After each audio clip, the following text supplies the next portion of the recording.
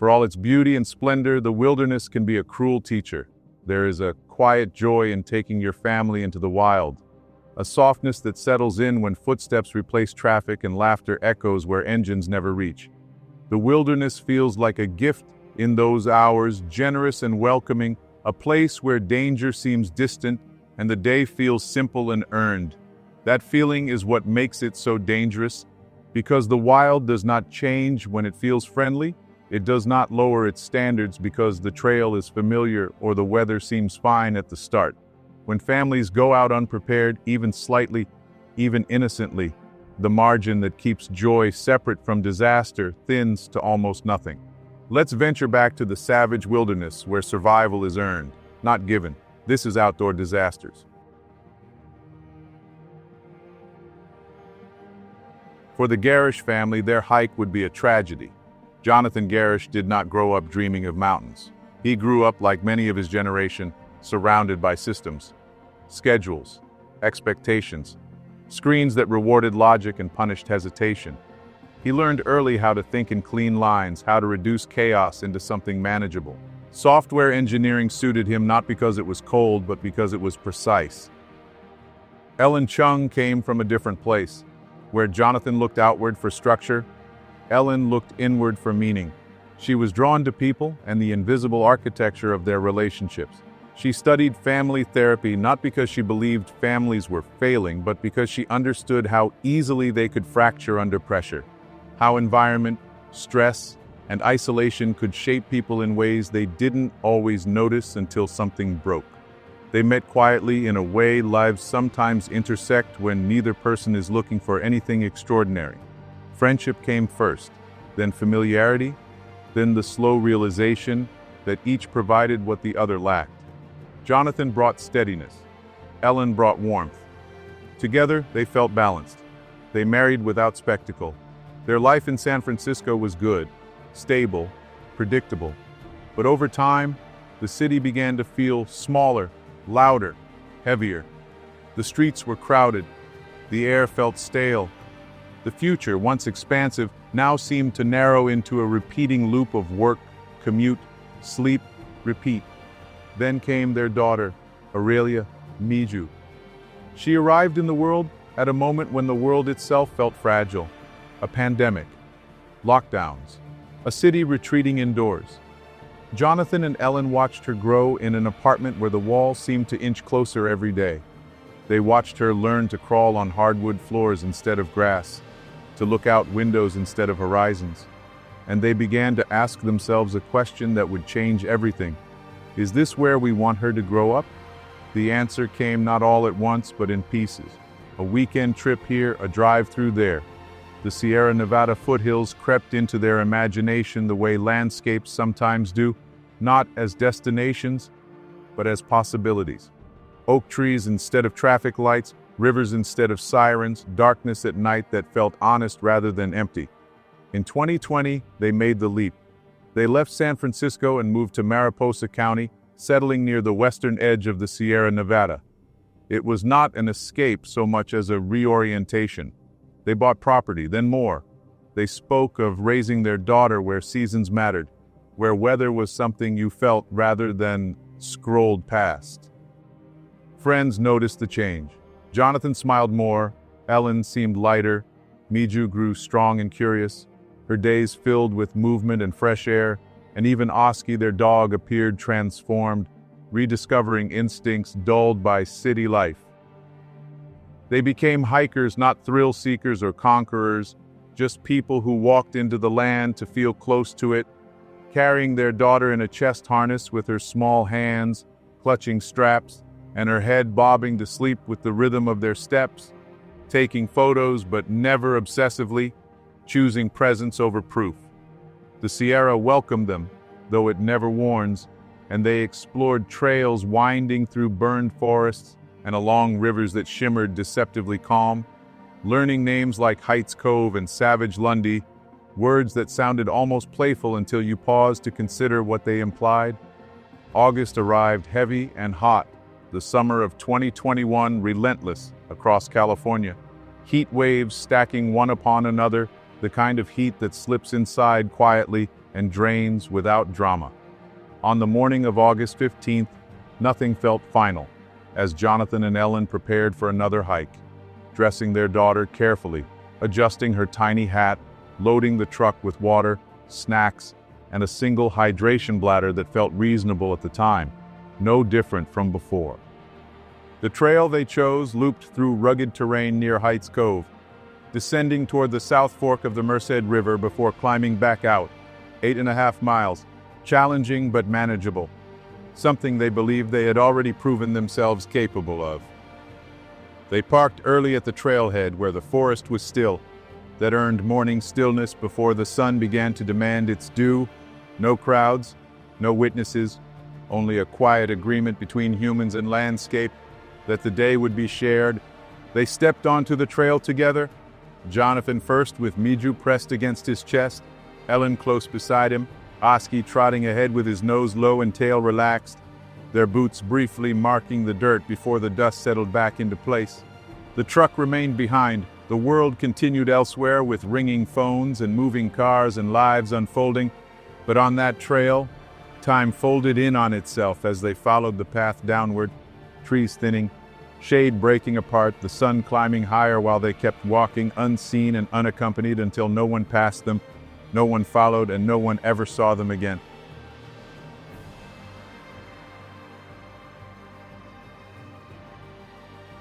The house did not feel empty at first. It felt paused, with toys lying where they had last been dropped, a folded blanket resting on the couch, and the faint, ordinary smells of a family that expected to return. Nothing disturbed and nothing suggesting panic or haste, only the quiet after departure that usually ends with the sound of a key in the door. But the hours passed, and by the afternoon of August 15th, the day stretched thin as the sun slid lower and shadows lengthened across the foothills. The truck never pulling into the driveway, no footsteps crossing the threshold, no laughter spilling into the rooms, and people reasoned that they were hikers and delays happened and trails took longer than expected, a comfort that did not survive the night. When morning came and the house remained unchanged, unease replaced patience as calls went unanswered and messages unread, the rhythm of their daily life broken with no explanation. And when the nanny arrived later that day, she knew immediately something was wrong, the truck missing and Jonathan's phone going straight to voicemail. Until by the evening of August 16th, concern hardened into fear, and a report was made and a family officially classified as missing. In the early hours of August 17th, 2021, a sheriff's deputy drove the narrow road toward Hite's Cove and found the truck sitting alone at the trailhead, parked as if its driver fully intended to return, doors locked, nothing visibly wrong, no note, and no sign of struggle. Just a vehicle waiting for people who did not come back. Search and rescue teams were activated at once. The route known and the loop defined, a finite problem on paper, and by mid-morning teams were on the Savage Lundy Trail, where the terrain proved brutal even for trained rescuers, steep and exposed with burn scars leaving long stretches naked beneath the sun as radios crackled, boots kicked dust into the air, and helicopters chopped the quiet overhead, and less than 2 miles from the trailhead they found Jonathan first, lying where he had fallen not far from the path with no dramatic pose and no sign of a final struggle, only stillness, his daughter not with him, and a short distance away, Ellen lay further uphill with Miju nearby, the baby carrier close enough to see and far enough to make it worse, the child still inside it, Oski found close as well, all of them dead, with no visible injuries, no blood or wounds or signs of violence, no broken bones or torn clothing, no indication they had been attacked, chased, or forced from the trail. Found too close to safety for comfort, the trailhead less than 1.5 miles away, close enough to imagine voices and believe rescue was possible, a detail that haunted everyone who learned it, and the scene made no sense to rescuers trained to read landscapes and patterns because it refused to speak. A healthy adult man, a young woman, a 1-year-old child, and a dog, all dead together in daylight on a known trail, treated as a potential hazardous materials scene. Untouched at first as the area was sealed off, and investigators in protective gear moved carefully and methodically, taking air samples, testing soil, collecting water from nearby sources, considering carbon monoxide from abandoned mines, toxic gases, poison, chemical exposure, biological agents, nothing ruled out, as the trail was closed and campgrounds along the river below were shut down with it.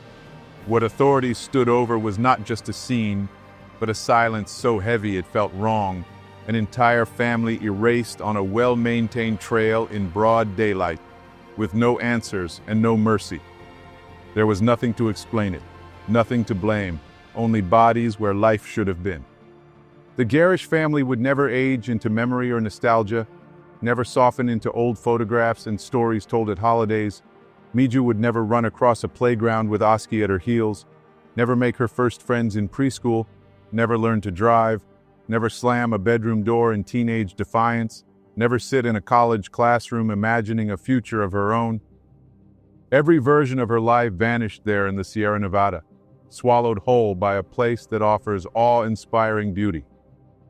One decision, so ordinary it barely registered at the time, had expanded into the largest kind of mistake, the kind that leaves nothing behind to fix or undo.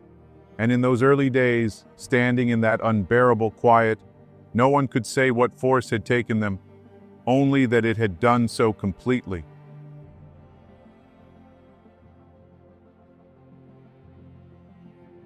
The news broke quickly, and at first the reports were careful and restrained.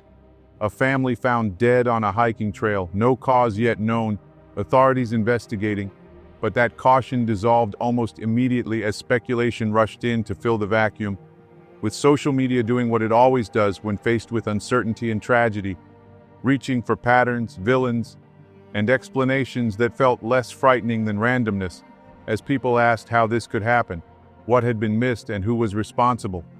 While theories multiplied wildly, from toxic algae in the river to gas seeping from old mines, carbon monoxide, pesticides, and even whispers of murder, cartels, and conspiracies that made no sense but spread anyway. The absence of visible trauma made everything worse, because blood would have meant violence, a fall would have blamed gravity, and a single victim might have allowed coincidence, but this felt deliberate and intentional, as if something unseen had moved through that place and taken them all without leaving a mark. Weeks passed with no answers as the sheriff held press conferences that offered only what it was not. No gunshot wounds, no blunt force trauma, no assault, toxicology pending, environmental testing ongoing, and the waiting itself became a form of torment for the family's relatives, trapped between grief and the inability to grieve without understanding. While the Savage Lundy Loop fell silent and turned from an ordinary line on a map into a place spoken about in hushed tones, with hikers canceling plans and locals avoiding the area as if the land itself had grown hostile. Investigators worked quietly, pulling phone records, examining GPS data, reviewing weather logs, sending water samples to labs, and even examining the dog's remains. Yet nothing explained everything, and heat alone seemed too simple, too ordinary, too cruel in its banality, leaving people to wonder whether heat could really kill 3 people and a dog so quickly and so cleanly, whether dehydration could move that fast, and why, if that was the answer, no one had said it yet. The silence stretched into months as autopsies were delayed, toxicology took time, and officials refused to speculate, each unanswered day feeding darker theories until the mystery deepened. Not because evidence pointed somewhere strange, but because nothing pointed anywhere at all, as if the trail itself were keeping a secret, and only much later would the pieces begin to align, phone data whispering its story, the heat wave revealing its teeth, and the ordinary horror of human limits coming into focus. But for now, all anyone knew was that a family went for a hike, did not come home, and was found together on a trail that gave no warning, killed by something silent, invisible, and without mercy.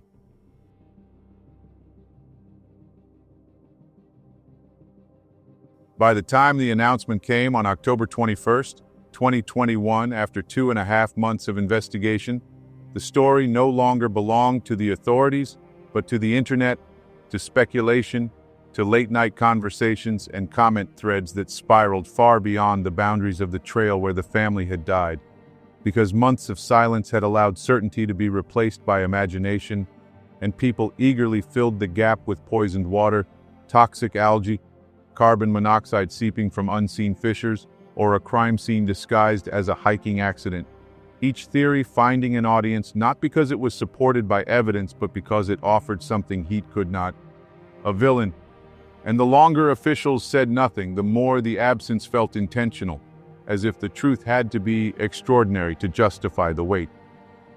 On this day, the waiting ended when the Mariposa County Sheriff's Office quietly called a press conference. And Sheriff Jeremy Breeze stood before the cameras with a stack of notes and the weight of months on his face. Not looking like a man about to reveal a secret, but like someone preparing to say something people would not want to hear, dismantling the mystery piece by piece with no evidence of foul play, no signs of violence, no poisoning, no toxic gases, no environmental toxins, collapsing every theory that had flourished in the vacuum in a matter of minutes before delivering the cause of death, hyperthermia and probable dehydration, words that landed flat and almost anticlimactic. He explained that all 3 family members showed signs consistent with heat-related illness, that temperatures on the trail had reached extreme levels, that shade was scarce and the water they carried insufficient, and that heat stroke does not announce itself with spectacle or leave narratively satisfying marks. Sometimes it simply shuts systems down until there is nothing left to restart, and the investigation had taken months because heat leaves no fingerprints, and ruling out everything else required patience and restraint under public pressure. Questions followed quickly about experience, about bringing a child, about water and turning back, but the sheriff returned again and again to the same point, that there was no single catastrophic mistake, no moment where everything suddenly went wrong, only a convergence of conditions, miscalculation, and an environment that does not forgive delay. And when the press conference ended, reactions fractured immediately, some accepting the explanation with quiet horror, while others rejected it outright because heat felt too ordinary to account for such an extraordinary loss. Yet the evidence did not change. The phone data, the weather records, the terrain, and the truth once spoken remained stubborn and unmoving, ending the mystery and replacing it with something harder to live with. Not the fear of an unknown threat in the wilderness, but the realization that the most dangerous forces are often the ones we believe we understand, and that sometimes the answer people wait months for offers no comfort at all, only circumstance, physics, and the thin margin between confidence and catastrophe.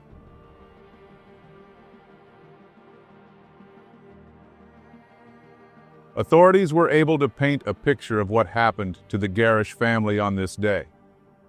On August 15th, 2021, the day began like many others as they planned a loop hike near Hite's Cove in the Sierra National Forest. The Savage Lundy Trail, a name that sounded more ominous than it felt on a map. 8.5 miles with a descent to the river and a steep climb back out, challenging but not extreme, a trail they believed they understood.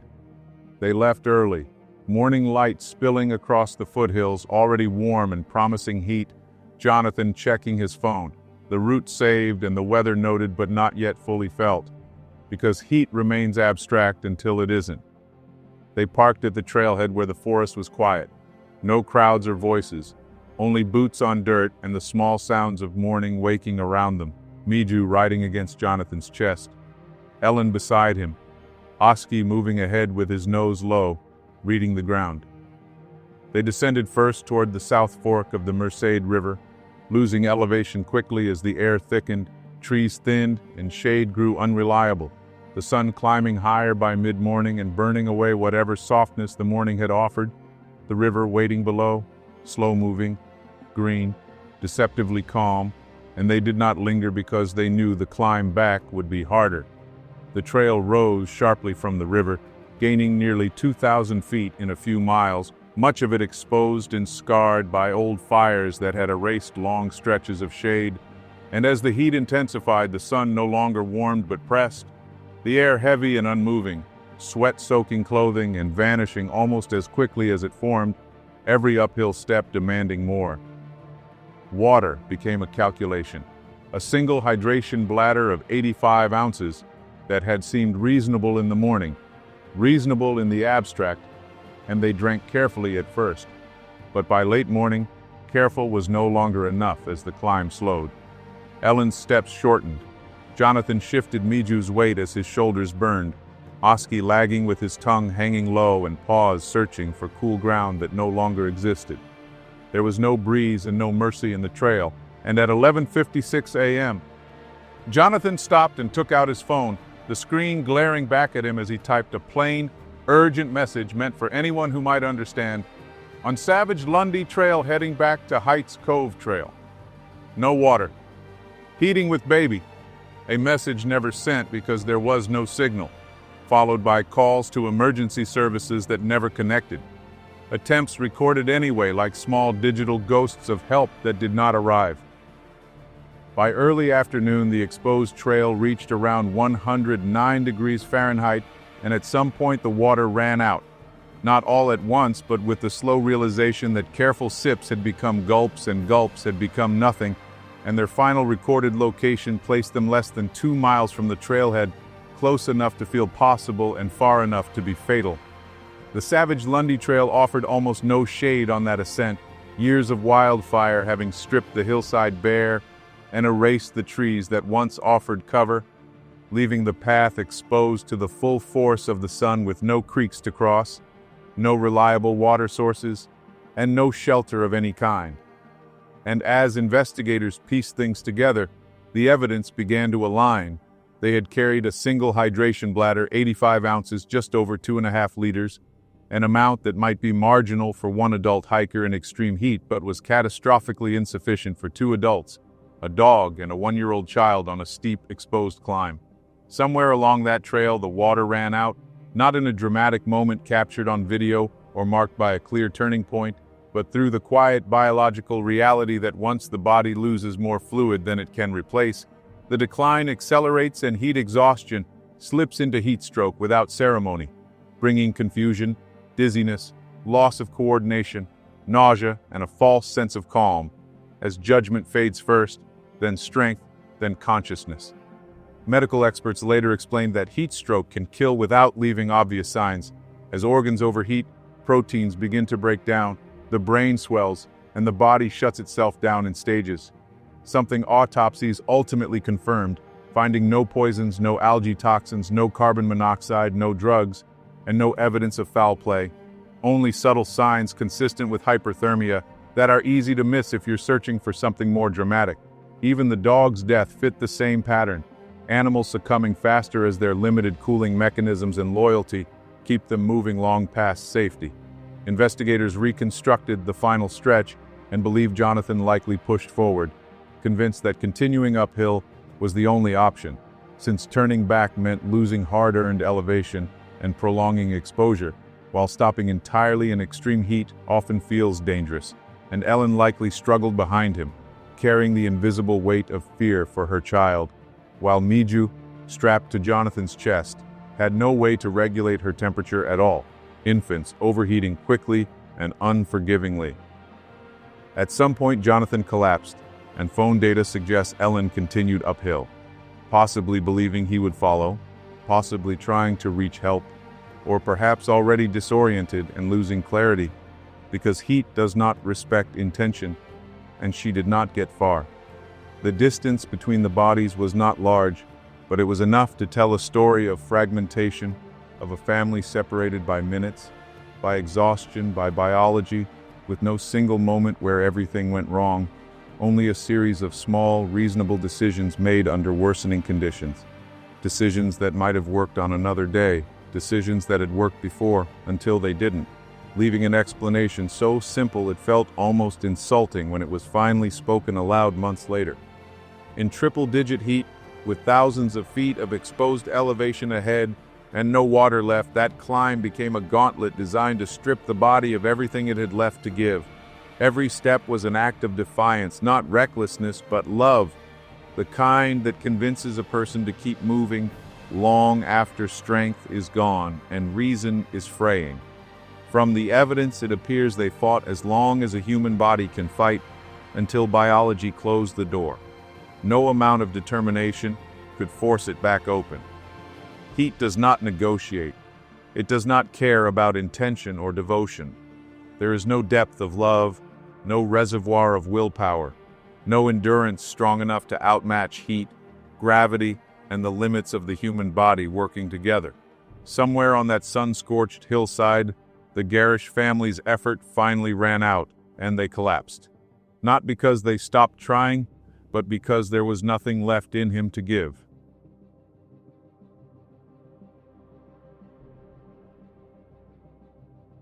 When they were finally found, the truth was laid out in the smallest, cruelest details.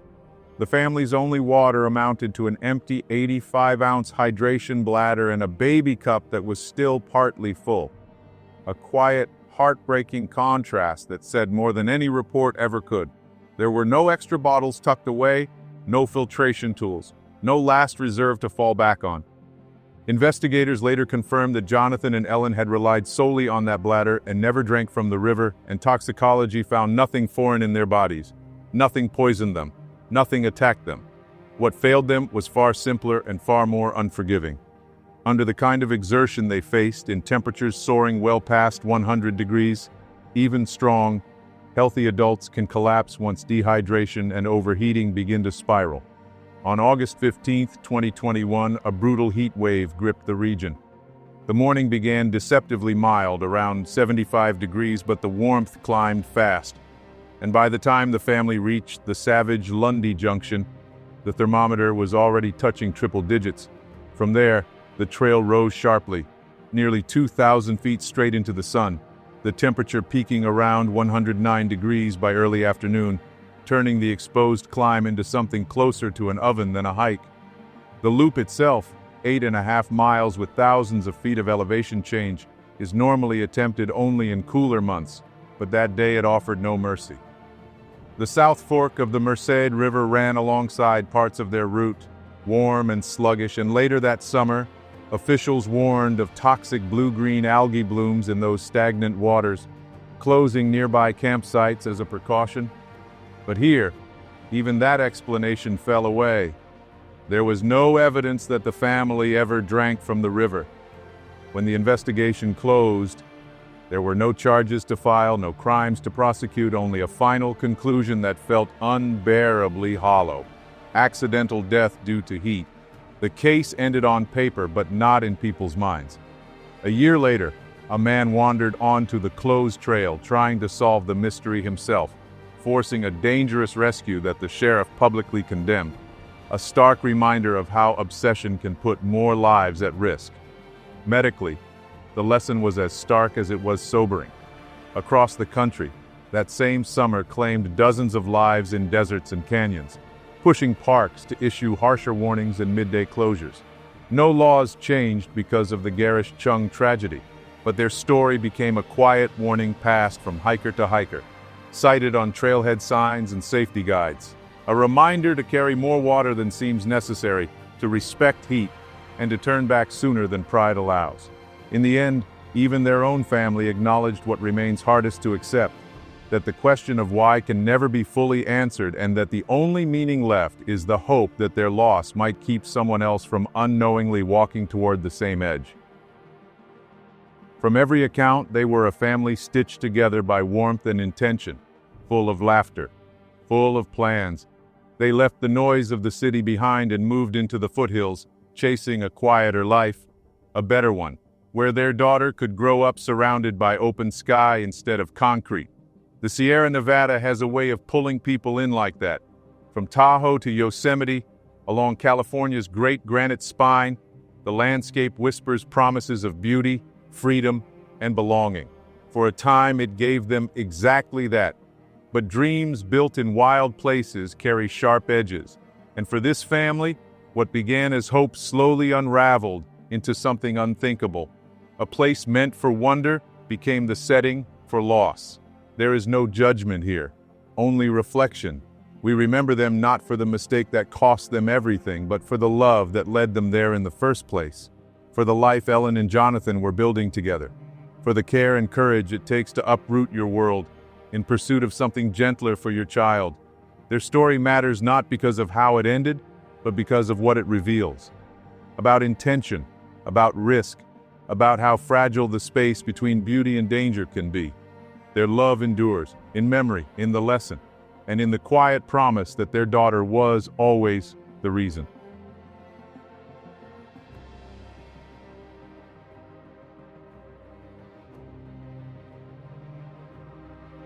There is a temptation after stories like this to reach for reassurance, to tell ourselves that it happened because of some rare mistake or extraordinary oversight we would never make, to believe that experience is armor, that good intentions count for something, that love might somehow bend the laws of the natural world, but the wilderness does not bargain. It does not recognize experience as immunity or respond to desperation with mercy, operating instead on thresholds rather than feelings, on physics rather than hope, punishing miscalculation without malice, which is what makes it so hard to accept. Jonathan and Ellen did not go into the mountains recklessly or chasing danger. They did what millions of people do every year: planned a hike, brought their child, trusted that familiarity and preparation would be enough. And what failed them was not courage, but margin. Because in the outdoors, survival often lives in the space we leave for error, extra water, extra time, extra humility, and when that space disappears, the difference between safety and catastrophe can be measured in ounces, degrees, and minutes. Heat does not announce itself as an emergency. It creeps, dulls judgment, convinces you to keep going, when stopping might save you, and to stop when moving is the only chance left. And by the time it becomes obvious, the body has already begun closing doors that cannot be reopened. The Sierra did not single this family out. It has taken others before and will take others after, not out of cruelty but indifference. And in a place this vast indifference is more dangerous than hostility. This is the quiet truth at the heart of every outdoor disaster. Nature does not need spectacle to be deadly, only time. Time to drain water from muscles, to sap clarity from the mind, to turn confidence into confusion. And most of the people we talk about did not believe they were making a fatal decision when they made it. They believed they were being reasonable, efficient, tough, close enough. The mountains are full of places where almost is not enough. Almost back to the car, almost out of the heat, almost one more mile, distances that feel small until they are measured by a body that can no longer regulate itself. And the lesson is not to stay away, but to go with respect. To understand that wild places do not care about our plans, schedules, or sense of fairness. That preparation is not a checklist, but a mindset. That humility weighs nothing but can save everything. The Gerrish family went into the Sierra looking for a better life, for quiet, for connection, for something real. And what remains is not just their story, but a warning written in absence. That out there the line between beauty and tragedy is thin, and the cost of crossing it is often invisible until it is already in the middle of an outdoor disaster.